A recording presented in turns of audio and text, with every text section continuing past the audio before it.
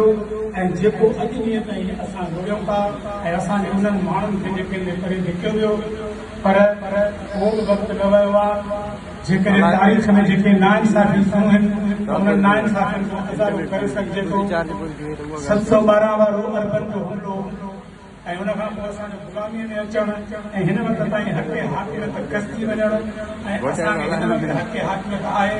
हिन सूबे ते असांजे माण्हुनि जी हुकूमत आहे पर इरादा उन्हनि जा न आहिनि, मर्ज़ी उन्हनि जी न आहे। ऐं असां चाहींदासीं त जेकॾहिं असांजी मर्ज़ी असांजो अख़्तियार ऐं इहे हक़े ख़ुदि इरादत ऐं हक़े हाकिमियत जा हक़ मिलनि था त पोइ असां पंहिंजी सिंध खे वरी बि मोहन जे दड़े जहिड़ी तरक़ी ॾेई सघूं था।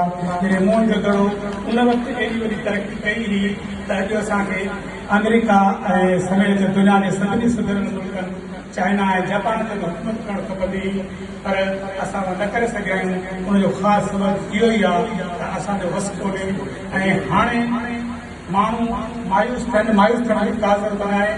हीअ सदी टेक्नोलॉजी जी सदी आहे, आर्टिफिशियल इंटेलिजेंस जो दौरु आहे, उनजी सदी आहे। हर शइ नामुमकिन खे मुमकिन बणाए सघिजे थो ऐं तव्हां असां सभु अचो त पंहिंजे हिन धरती पंहिंजे माण्हुनि जे लाइ, माण्हुनि जे ख़ुशहाली लाइ, अमन ऐं इंसाफ़ जे लाइ ऐं ख़ूबसूरत जेके हिकिड़ो तरक़ी पसंदि समाज ऐं उन दौर जे जेके मोहन जे दड़े में जेके हिकु जहिड़ी जॻह हुयूं, को बि तबक़ाती सिस्टम न हो, असां घटि में घटि उनजे तरफ़ कंहिं रस्ते ते वञी सघूं था ऐं को अहिड़ो समाज अॾे सघूं था।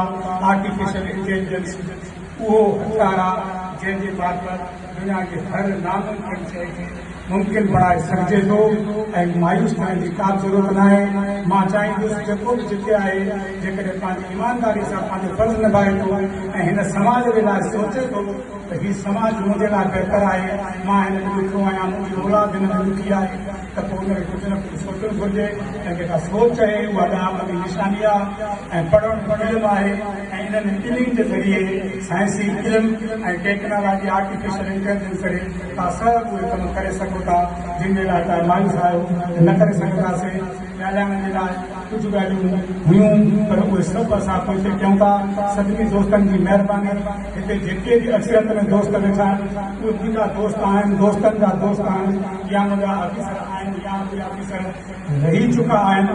मां उन्हनि सभिनी जो घुराईंदो आहियां ऐं मुंहिंजी वरी बि इहा ई ॻाल्हि हूंदी त मां हिन मुदे पूरे करण खां पोइ अञा वधीक पंहिंजी ज़िम्मेवारी निभाईंदुसि।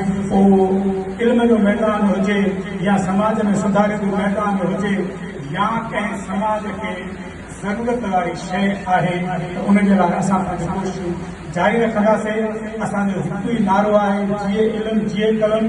फैक्ट्रियुनि में ज़रूरत वारियूं शयूं पैदा कनि, पैसे जे लाइ का शइ पैदा न थिए, इहो असांजो ख़्वाबु आहे। तव्हां सभिनी जी वॾी महिरबानी।